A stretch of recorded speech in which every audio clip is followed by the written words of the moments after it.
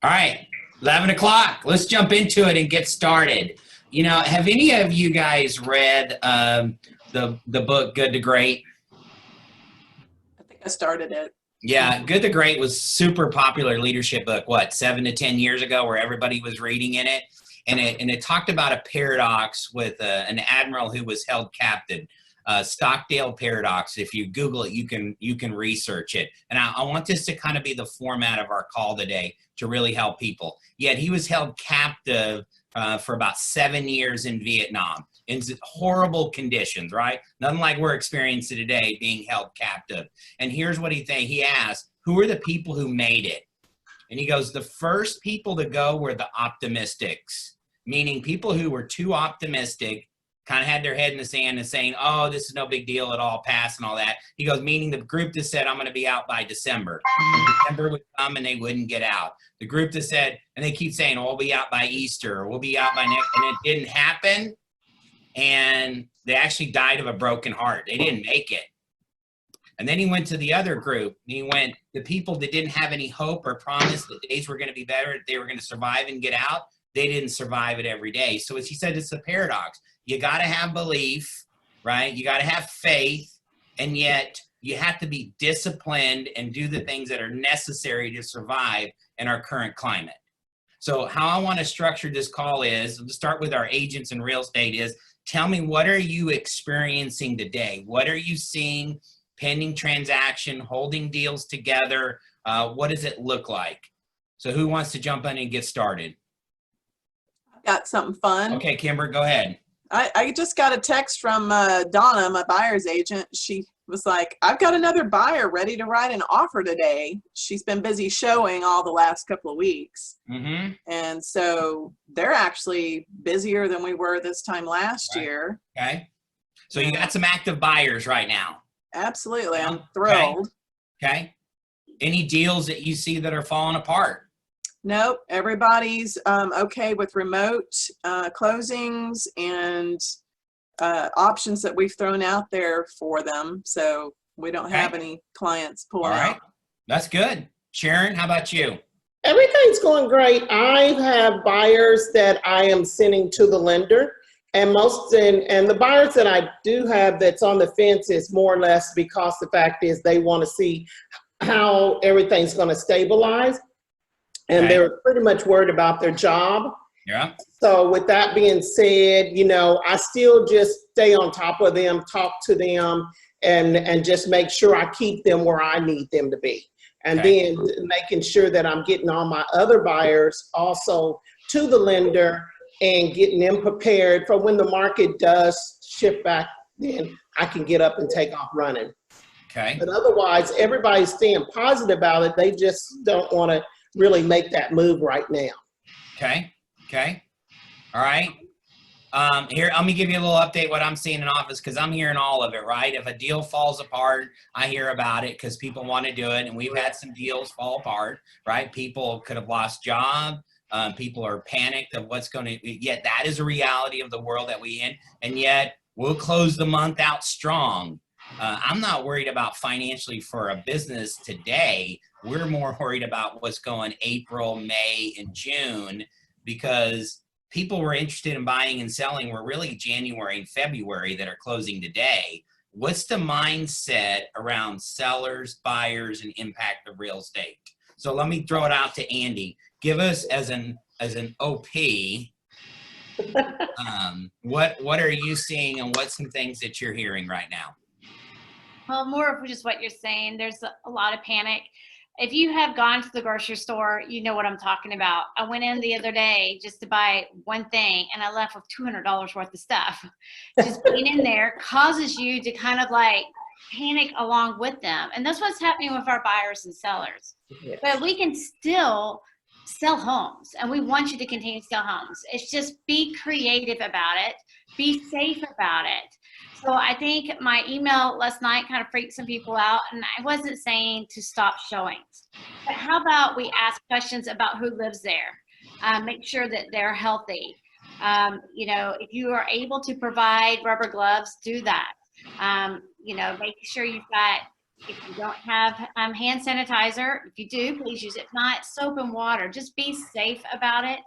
And for your sellers, if they're not wanting to allow people to come into their homes, then how about we do some awesome videos? These don't have to be professional videos, but you go in those homes and you video everything about that home so you can still sell the homes. I would ask questions. I might even change for appointments to be for yourself so you can ask questions about the buyers coming in. You know, just screening questions. Have they been out of the country? Has anyone in the family been sick? Do they have a fever? All those other questions you hear to get in, like to the doctor's office and places. I mean, they seem silly, but yet they are smart questions to be asking. They'll make your sellers feel better and keep everyone healthy. Well, let's go through some of those points if you didn't see her email, right? And we'll get variations. Number one, closings will continue to take place. Joanna, give us an update on that number one. What are you seeing? Okay, so we've had a couple of deals bust out over the coronavirus. One, a gentleman was really scared, just scared of losing his job. Another one, their office shut down and they were on furlough. Yeah. I had a refinance that's put on hold because their company shut down. Okay. So, cash deals and sellers, we can all use Notarize, the e-notary. Yeah. And that's going really, really well. We've been doing it for a couple of years now. It's the lenders that aren't on board yet. And we're kind of hoping that during this crisis, the lenders will get on board with digital signing as well. And then we wouldn't have to, you know, have people come into the office or send out mobile notaries. But you can still have people come into the office, correct? Yeah, absolutely. Okay. We do have our front doors are locked. It is by appointment only. We're just trying to reduce the traffic, so we kind of shut down the coffee and snacks, you know. Okay. You don't need to eat or drink. Just come sign this thing and get home. Well, I'm talking about just, you know, regular traffic coming in and out. But okay. No. Talking about our agents going in to get their lunch. Sorry, guys. Okay. So that gives us a little bit. All right. So any other challenges, Joanne, that you would see on the title aspect that would prevent us, or as an agent, we should be really aware of right today? No, I don't. We haven't really come across any major challenges that we have to deal with. It's pretty much business as usual. Okay. So no, we haven't come across that yet. Okay. Now, with this, maybe HOAs we might have a problem with. If those folks start working from home or they're not responsive, that would be the biggest hang up, I think, right now. Okay. All right. Okay. Tanya. Sir. Lender World, give us an update. Yes, sir. You know, I'll touch off of kind of what Joanne said. It's kind of hit and miss. We definitely have some people that are concerned about losing jobs, et cetera. I have had one person that backed out of they were going to do a new build job, but they backed out because they're retired and they only had their retirement money to live on. And so they, you know, they're watching their, you know, $350,000 retirement fall to $200,000. So that was, you know, that was an unusual situation where they still may stay in it anyway, because they have a home for sale and they're going to get $190,000 out of that property. And they just came back to me and said, is there any way that we could put like $50,000 down instead of the whole 190, so they can, you know, keep that cash, you know, for these tough times. But we, you know, business is still, you know, rolling as usual. I would say the only issues that we're running into is things are just running a little slower. Appraisers are backlog. It seems like with everybody working at title, where, you know, things are moving a little bit slower there. But you know, we're not really, you know, rates are phenomenal again. We have tons of refinance business, and I even have a fellow right now who's refinancing to get cash out so he can take advantage of how where the market is right now, and he can buy in low, you know, for future profits. But we're in constant talks with Fannie and Freddie, you know, on trying to get this e-notary situation handled. So hopefully, Joanne, we'll get approval one of these days soon. And really the only issues that we seem to be running into is verification of employment. That's been a little bit difficult, but we've loosened up a little bit there. You know, we've been proactive there as well by taking, emails for verification of employment as opposed to actually having that that phone call. So if that phone call is not available, we have some rules about who the email comes from, but we're working around not being able to get hold of a lot of people right now as well. So Okay.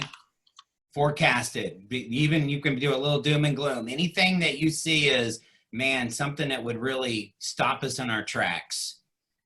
well, I mean, interest rates are obviously still extremely good, so that always keeps everybody in the market. I think a lot of people are even thinking that they could probably take advantage of getting a better deal on a property right now with all this scare stuff going on. But it's going to be the job loss. It's going to be what's going to happen with people losing jobs potentially. I mean, my brother-in-law just had to take a 25% pay cut. He's in the oil and gas business. I mean, I'm sure everybody has somebody around them that's, being affected by this. Okay. All right. Let's keep going down on the transaction a little bit. Let's go. Lori is an appraiser. Lori, you there? I'm here. Okay. Give us a little update. What are you seeing? Sounds like you got a little bit of a workload, and how are you handling this? I do. It's definitely January, February, kind of like what you were pointing on earlier. It's been the busiest in 16 years for me. But I think what we have to worry about is obviously the future, not the past, because all those transactions are going to be over and done with. The biggest, I guess, obstacle for appraising right now is accessing the property. Most people want to close their homes, yes, but people are scared. I mean, they do not want people coming into their homes, and I get it. I've got gloves, I have a mask, I look incredibly silly, but I'm not, I don't want to take the risk. I don't want to take the risk, and I know they don't either. But as far as workload, I mean, I've had 4 orders come in since yesterday. I mean, I've got 14 on my desk right now. I'm still very, very busy. So people are still ordering appraisals. 14 deals. How many appraiser on a normal work day? How many do you normally handle? Well, it's different because you don't start and finish one in one day. But I would say in a week's time, I can probably turn over about 10. So I'm a little over a week out right now. I'm still getting my turn times are still, I'm still trying to meet like a 5-day turn time at the most, but as far as rushes and such, those I hesitate to take because they're a little harder to access. And, what I'm doing now is when I'm going to schedule my appointments, I'm like, put a disclaimer in the email when I send a message to the realtor or to the homeowner, please let me know, is anyone sick? Has anyone traveled recently? I think that's just doing my due diligence there. But I think the best thing for realtors, for us appraisers, is I've been asking homeowners or realtors, whoever's going to be present, to either sit outside on the patio if they don't want to leave and turn on all the lights. Because the less I have to touch, the less issues there are, and I feel like the safer everyone feels. Because really and truly, I have a laser, I have my little iPad, I go in, I don't really need to touch anything other than light switches and door handles. Yeah. And I'm every now and then, I of course have to do a head and shoulder inspection of the attic, but I mean, I don't think anybody's too concerned about me touching their attic space. Right. So it's mainly just turning on lights for the appraiser and having, letting your homeowners know, we're not going to go in and just, touch everything in their home. We would prefer everyone to kind of keep that social distance for everyone's sake, but that's really the only obstacle I'm having. I really don't see work slowing down at this point. Okay. But you never know. Very, very good tactics in there and measures as well. Okay, great. Now an inspector, you do have to touch things. Yes, So, I was just laughing about that. Walk us through what are you seeing right now, and give us a little update on where you guys are. So we're also still doing well. However, there's a concern about inventory. We know that inventory is going to slow down. We're heading into the summer season where we're usually running 14 jobs a day. We went ahead and told our guys not to anticipate the 14 jobs a day. It's probably going to be more like winter, which, is about 7 to 10 jobs a day. Yeah. Now, as far as touching everything, the biggest issue we found is there's no sanitary supplies left. You know, we don't want to overload on gloves because we'd like those to be available to medical professionals. Same with masks. But in the grocery stores, there's no more wipes, there's no more hand sanitizer, there's no anything. So what we've implemented, you know, basically our guys are going to use their supplies that they had previously to when this started. But once those run out, you know, basically we're telling our guys to wash their hands repeatedly in the home.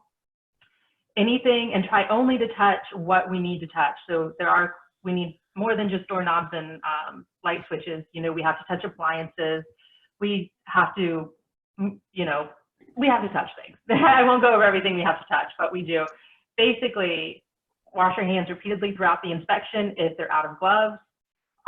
We're maintaining that required 6 feet distance. We're also putting in our contract agreement with clients just a little disclaimer that says, hey, if you do not need to attend the inspection, we would prefer to do everything over the phone. If you really do need to attend in the inspection, we only ask 1 or 2 people to show up, just so we can do that social distancing, you know, practice social distancing responsibly. We've also advised all of our inspectors to stay 6 feet away. It's hard with inspectors because they want to show people things. You know, it's a very hands-on type job. Yeah. And we want to be, it's more intimate with the client because, you know, we want to be able to show them everything, but maintaining that 6 feet distance for us is essential. We have noticed a lot of text messages. We sent out a mass email yesterday to all 6,000 of our clients, our agent clients, just to say, hey, we're still open, because we've gotten a lot of text message. Are you still open? Are you shut down? Home inspections are an essential service, so we are still open and will remain open. The biggest concern right now is inventory. You know, as we're heading into the summer, that's when the home inspection business makes the bulk of its money. I'm sure that's when everyone in this business makes the bulk of their money. So. Okay. All right. Good text. All right. I'm going to go back to the agents, and then we have about a little under 100 on our call. So if you guys got a question or something as well, feel free to put in the chat, and we'll get to those on this time as well. CW, glad you made it today. All right. All right. So let's just go back. I was on the wrong link. Sorry. That's okay. We had about another 20 that went to a wrong link. We have too many links right now on Zoom. On different meetings. I got an account. Norman has an account. The office has an account. Okay, let's go back to our agents and how agents, some of you, let's go through it. Sharon, how long you been in the business? 19 years. 19 years. Kimbra, how long you been in the business? 15. Okay. CW, how long you been in the business? Couple decades BC. Before computers, cell phones. You could tell us the year. I was licensed in 73, but I was. All right, 73. Andy, how long you been in the business? What? How long you been in the business? 16 years. Okay, 16 years. So the biggest thing about this panel is, yes, every shift and recession and hard times you've gone through, this one is different than all the others. Right? We didn't have a health scare before, and yet top agents, top-minded people, they know how to handle these. And so just give us a little bit of your mindset. Give us a window of what you look at these times and how you handle it. And I'll just open that. Who wants to jump in? I'll go first. Okay. I have to examine myself and see if I'm being a pessimist, an optimist, or an opportunist. Yeah. Don't know very many opportunists that are not also optimists, but an optimist can have a great view of things that never takes action. Yeah. Pessimists, you know, they're always, you get what you think. So I believe in the law of attraction. And if all you're seeing is doom and gloom, you're probably going to get it. Yeah. I've been through 5 of the recessions since 1980, some hurricanes and a lot of other stuff. And I always look at the people that came out the other side. And there's always opportunity there. You just have to identify it. Yeah. We're gearing up because I think kind of like the hair salons, nail salons, gyms, and everybody else, once this is over, we're going to get slammed. So get your stuff in order. Okay. All right. Good advice. Kimbra, what do you got? Getting out of that first few days, we actually moved home to office last week and started distance officing. So it felt a little vacation-y, and and it was hard to get into that. Nope, it's time to get to work. So then have to work with myself like that. I do feel like CW said, it's really important to look at it as an opportunity. I do believe there's going to be a huge wave of business once we are back in order. We've got pent up demand. And I'm stunned every time I go in and see what's going on in my specific zip codes as far as how many buyers are putting things under contract right now, even with maybe out of fear of waiting, but they're forging ahead, I believe, because of the interest rates. I have a lot of very savvy sellers that are, you know, very attuned to what is the days on market going to do, and is it even worth going on the market right now? And I'm having a little trouble, honestly, coming up with really good scripts for them, other than just telling them, well, you've got this choice or this choice or this choice, and only you can make that. And I'm here to give you information so you can make the right choice. But key ingredient, we're not stopping doing what it's going to take to get you on the market immediately. Staging and photography and repairs and paint, they're all still in the works. Okay. All right. Very good. Sharon, what do you got?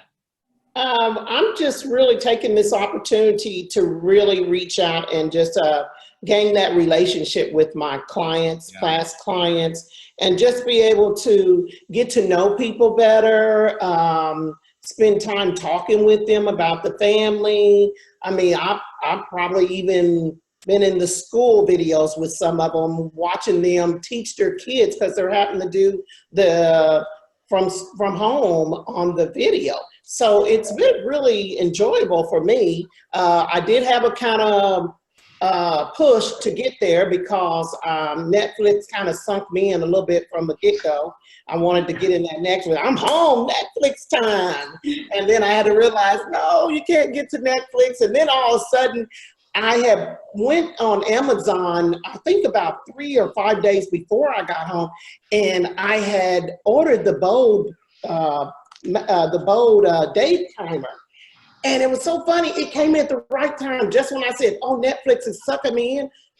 Amazon rung my doorbell and there was Bode. So I am in my Bode book and I am going strong, and I'm really enjoying it because I'm helping people get their house ready. I probably have about a 30 list of clients that I am staying strong with, that buyer or sellers that's getting their house ready, walking them through it. So I'm really enjoying this time to just connect and clear my database out at the same time.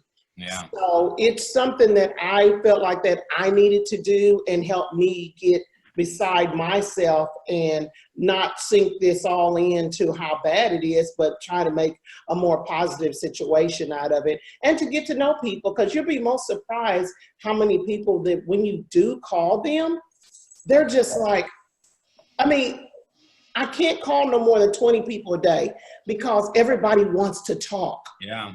I become a counselor. You know, maybe the husband's on the nerves and the wife's on the nerves. You know, I'm praying. So whatever I need to do to connect with people, that's what I'm doing. And it's helping me connect with my clients and weed out my database at the same time. All right. Good advice. Andy, what do you got? Well, I'm a sick person. I'm kind of excited about this time. I think back to, you know, the last big shift that we had from like 2008 to 2010. Guys, that's when we took our market share. It is our time again. Keller Williams shines in these times. We are set up for this. I mean, if you notice, we haven't stopped our training. We're still having our team meetings. We're still saying, hey, just get out there, do what you have to do. Be smart, be safe, think outside the box. But it is your time. It's our time to take our unfair share of the market. So let's get out there and do it. You know, back then, if you were around 10, 12 years ago, we had a Chinese character for crisis. And what is really cool about that character is that it means chaos and opportunity. It was the coolest thing ever. We are in the middle of a of a crisis. There's a lot of chaos, but there is so much opportunity within that chaos. We just have to go out there, sort through it, and take a hold of the opportunity. There's so many, our competitors, they're not going to have the same mindset. I mean, this is an opportunity to build your downlines. It's your opportunity to take the market. So don't be afraid. Don't hide in your houses and not talk to anybody. I'm not saying go talk to people outside, but get on the phone, Skype, FaceTime, write letters, do all of that. But get out there and get it. You know, Kimber said there's still, you know, you're talking to sellers about getting your house in the market. I think one great thing to say to them is, look, I know you're concerned about days in the market, but the buyers that are looking right now, they're serious buyers.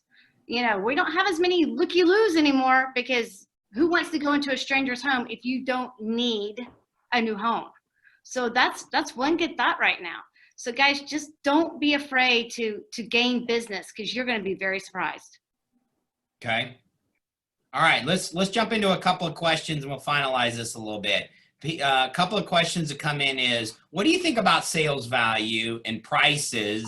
Are you seeing, one is, have you seen any prices drop today? And two is, what do you think the market's going to do when it comes to sales price? I've had an experience just this week that was a little disheartening. So Okay. This is from some of that doom and gloom. I have two clients currently in contract with Keller OfferPad. And we had an agreed sales price after haggling back and forth, and they were pretty okay with it. And in the option period, OfferPad came back and reduced the sales price by $12,000 or 12%, just Okay. based on market conditions, they're calling it. So one of my guy he's an engineer, and I fed him lots of data and got the true net out there for him. He goes, nah, he goes, I get it. He goes, we're going to stick with it. My other ones, they decided we're not that pressured to move right now. I don't feel like that's a fair price that they're throwing at us. What do you think? And I said, it's a guess, but I have to agree with you for now. I think you would do better, because there aren't going to be as many houses on the market when he's ready to come on. So one stayed, one kicked them to the curb. Okay. I'm seeing a lot of price reductions though. And this was an interesting fact, then I'll get off. Yeah. The homes that are under contract right now, I'm stunned at the percentage in each neighborhood that I'm focusing on in 406, that 63% of the listed homes are under contract. The wildest thing is the ones that are under contract, it's less than 20 days on market. So stuff coming on is going off. As always, the dogs are still just kind of sitting there. They're either overpriced or they're not conditioned to sell. Right. So things are going quick. But I'm also noticing a lot of those have just taken price reductions too. Okay. I'd like to ask Lori how she sees that affecting values. Exactly. So far, you know, with appraising, everything's based on the past. So all my comps are still decent. You know, we can go back 6 months, a year if we have to, but I'm not really, I haven't had any value issues.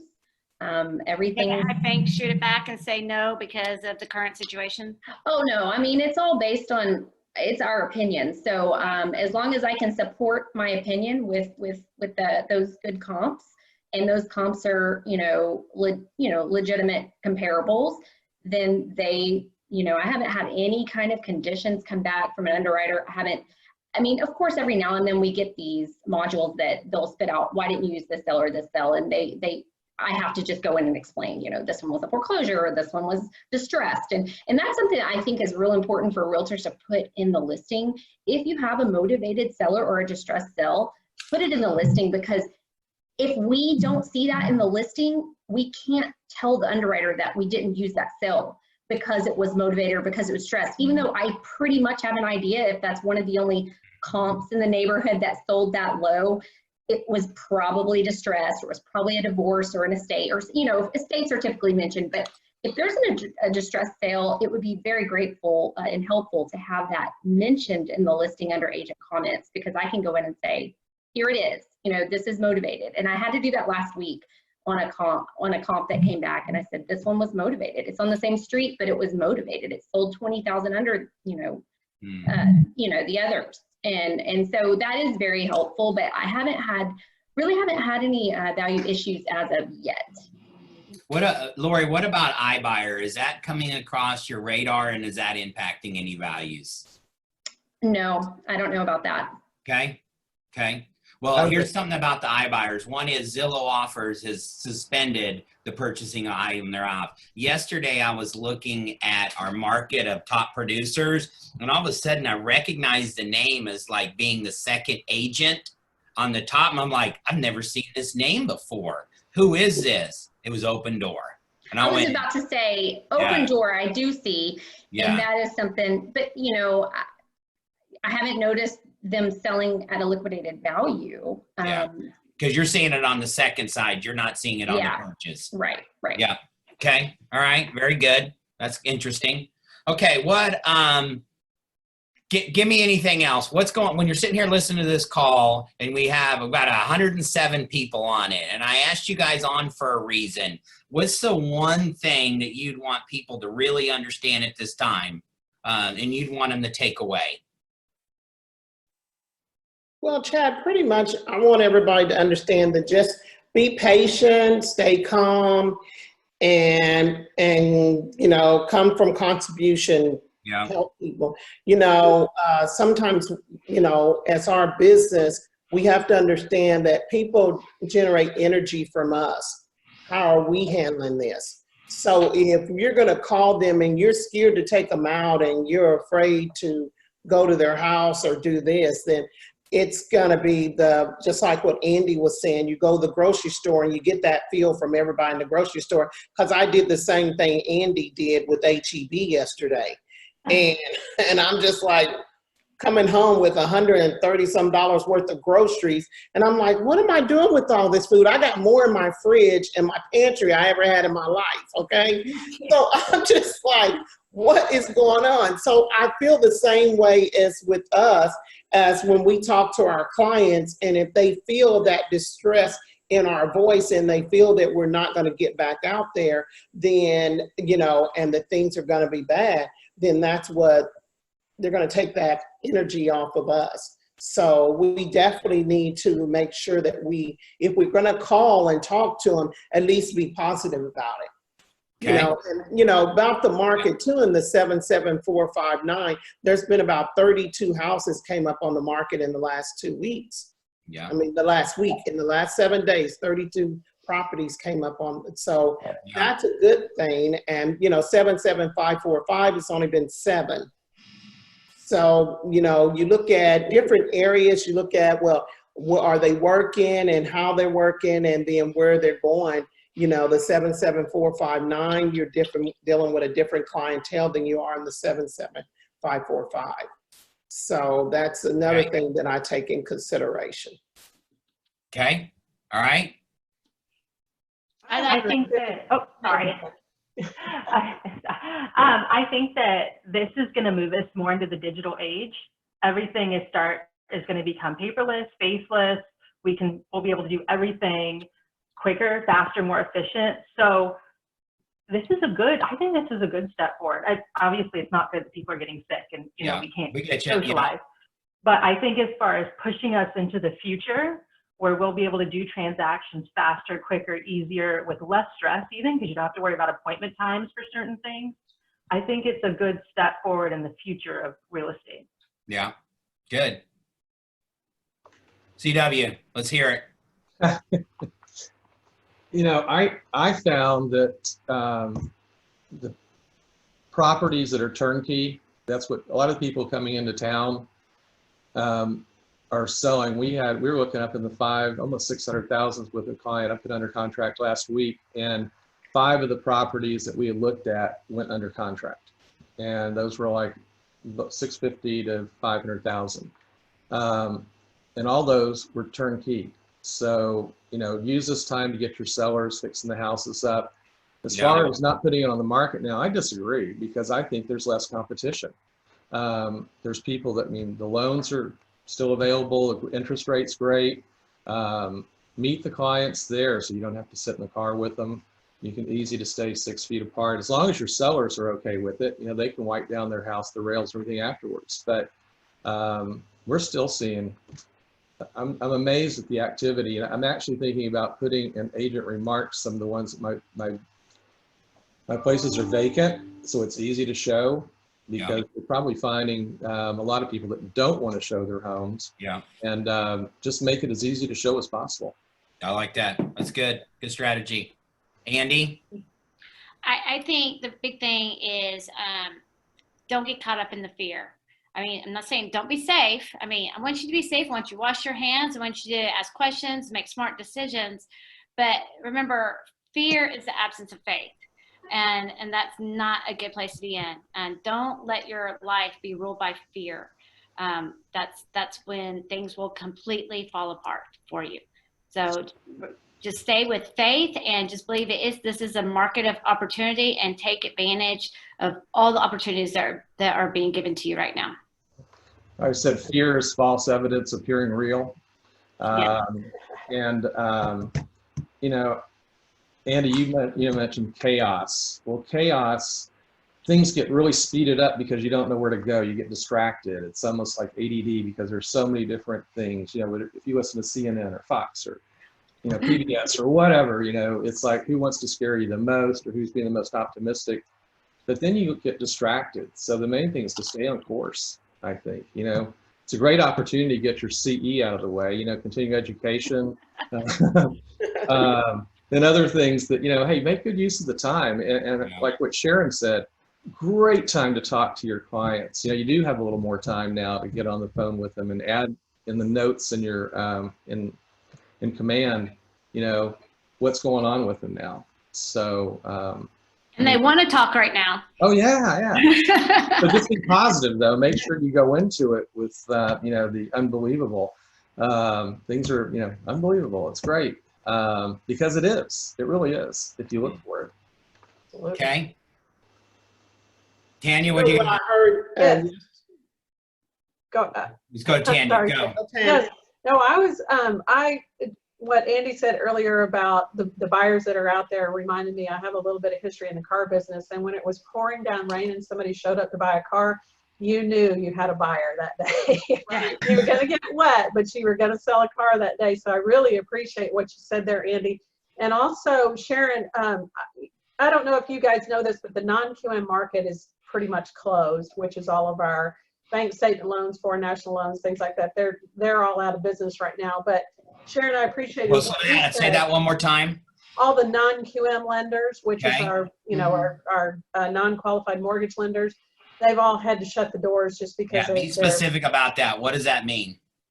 Well, that means that we're just going to have to make a list of all of our, you know, non-qualified mortgage buyers, and when those guys get back into business, you know, we'll be able to, you know, we'll all have a huge list of those people, so we can get aggressive at that time. Will so you remind everyone what that is again? You said foreign buyers. Just real quickly say that. Right, the non-qualified mortgage buyers are people that don't qualify for a Fannie Mae, Freddie Mac loan. So it's like bank statement loans. It's our foreign nationals. I mean, I guess some of them we even have where we don't have stated income loans. You know, things like that. So what about jumbo? Dale was talking about jumbo. What's the latest on jumbo? Jumbos are still, everything's still great there. You know, as even with VA, you know, now you can go up to like 2 million on a veteran without having to have any down payment. So yeah, I mean, all of that's fantastic and phenomenal, and you know, look at all of us, praise God, we all have jobs right now. So, you know, we certainly need to keep focused on what's positive here and what's good. And, you know, I appreciate that what Sharon said about let's stay in tune and keep those people and make a list of all those non-QM mortgage folks. So when they're back in business, you know, we'll have quite a bit, we'll have a big pipeline ready to go. Okay, good. Joanne, anything else? Well, we're always here to help you guys in any way possible, and we are problem solvers. So if there's a way to get it closed, we will get it closed. I promise. Okay. We're here to support you guys. All right, here's a couple of questions that came up a little bit that I want to make sure we address. Kimber, are you doing the Keller offers through OfferPad? Yes. Okay, the question is, are they still making offers and are they halted? What do you know? I saw a communication from Zillow OfferPad that they were no longer, but Keller, Zillow offers. Zillow Keller offers. yeah, offer. So they Yes. Keller Offer sent an email yesterday to all of us participants that they are still making offers. Okay.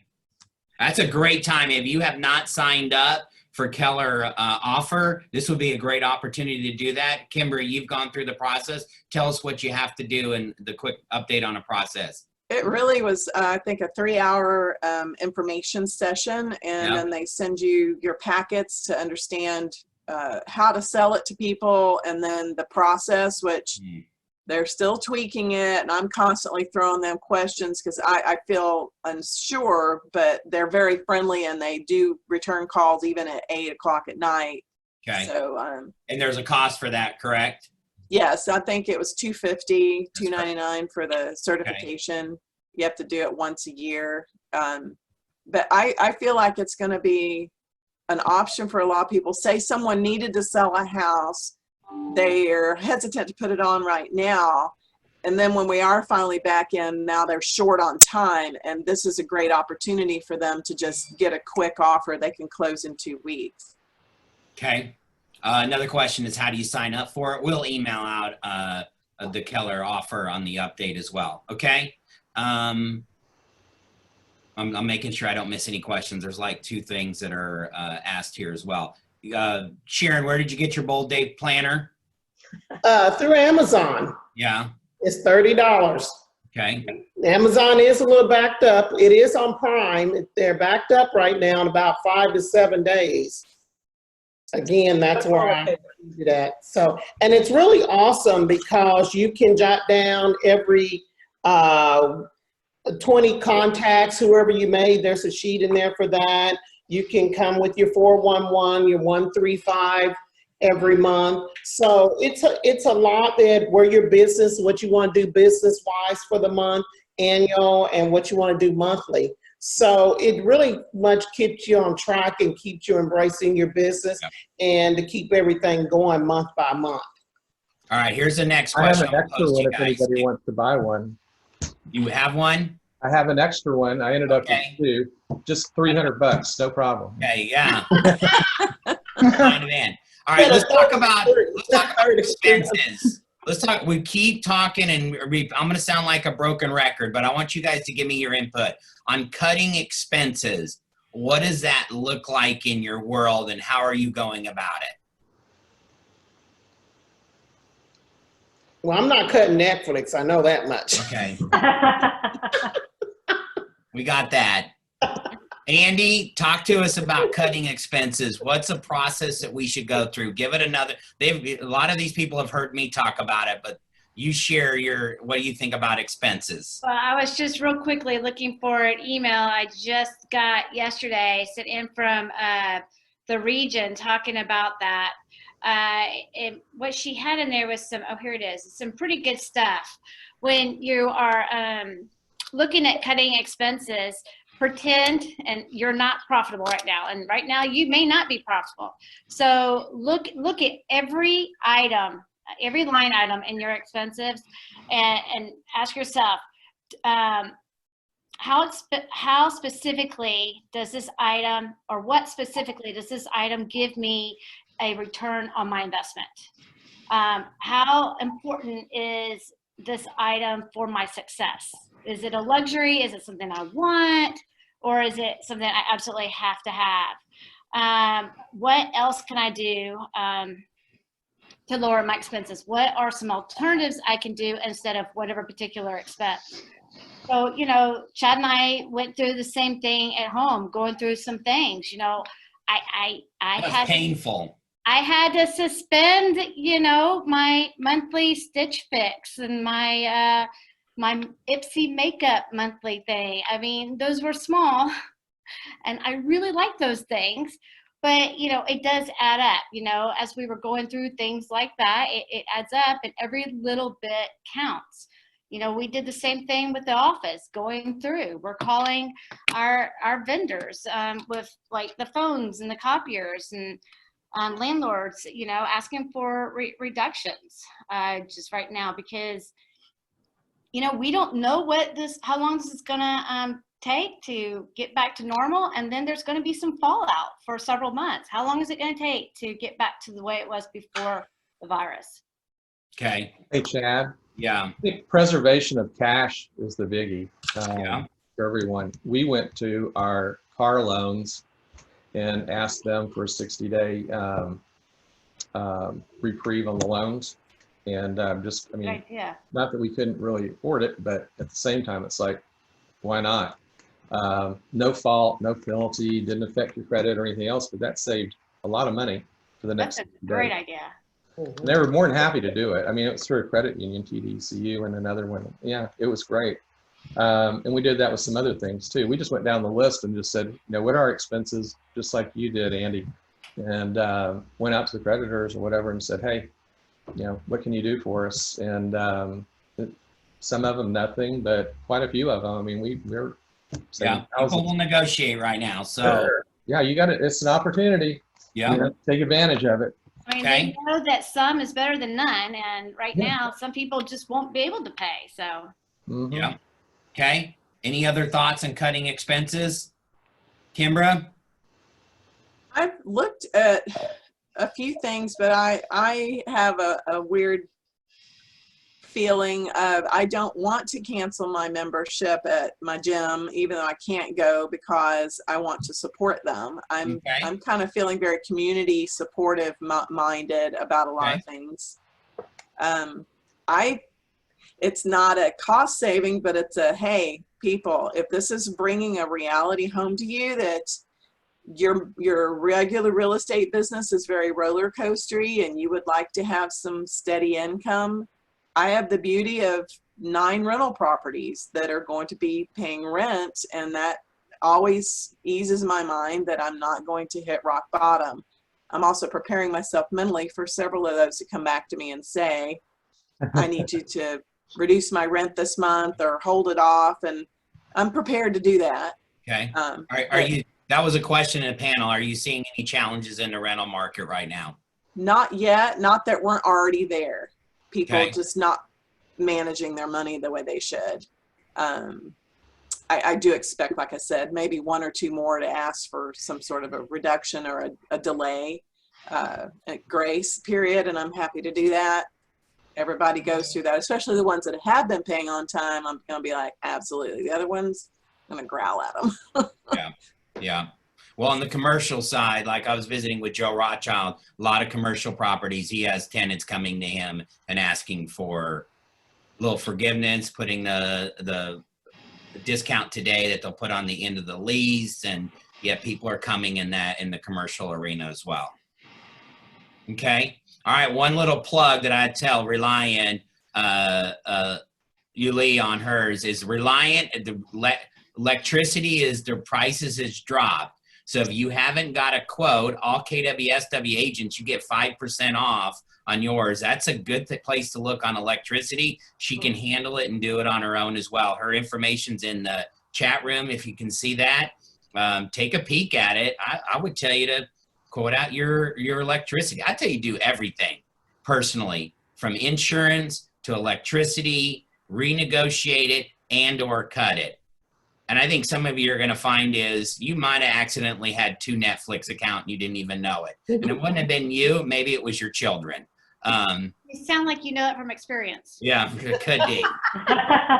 Our kids, Andy said the other day, they don't get along well. And she goes, they were working really well together. And I'm like, what were they doing? They were trying to figure out a couple of passwords in their downtime. Hey, howdy, they are super creative to get what they wanted.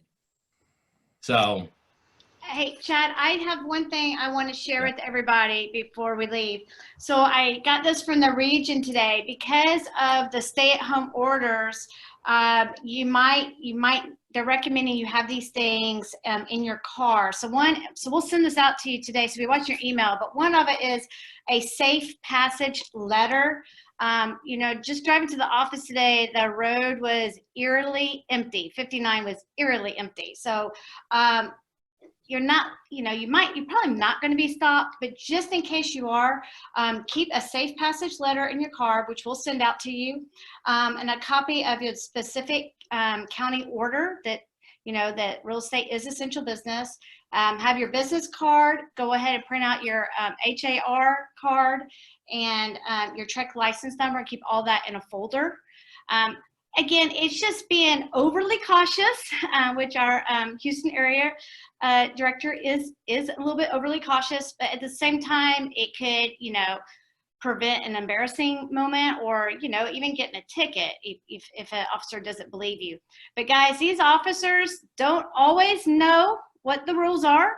Our teenagers have been stopped multiple times and told that they can't be driving without an adult, but they absolutely can.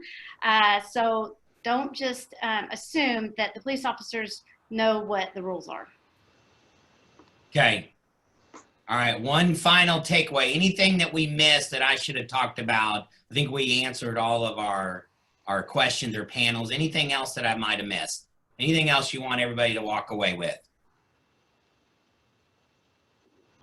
Well, I'll say that I'm not preventing agents to come to closing. I understand there was a rumor flying around that I was asking that loan officers and agents don't come to closing. That's completely up to them. We are by appointment only, but we're more than happy to have you come and be with your client during closing. It's not a problem for us. That was a different title company. Okay. Okay, Very thanks. Okay. Anything else? I would say along the same vein, we do want you and your client to attend if you feel comfortable. Just keep it down to 1 or 2 people, and know that when we do the home inspection, since we deliver the report on site, we're going to be doing it from 6 feet away instead of going through, page by page directly with you. Okay. Very good. It's good information. I liked the comment from the appraiser that, having the sellers put all the lights on and maybe even leave all the doors open to eliminate a lot of touching in the home might be a suggestion for all of our sellers if they are hosting a showing. Yeah. And the buyer agents maybe even tell the listing agent. I think that's a really awesome idea. Cabinet doors, everything. Yeah. Simple All the door, strategy, closets, but door, every door open and every light on, and it just reduces the contact. Yeah.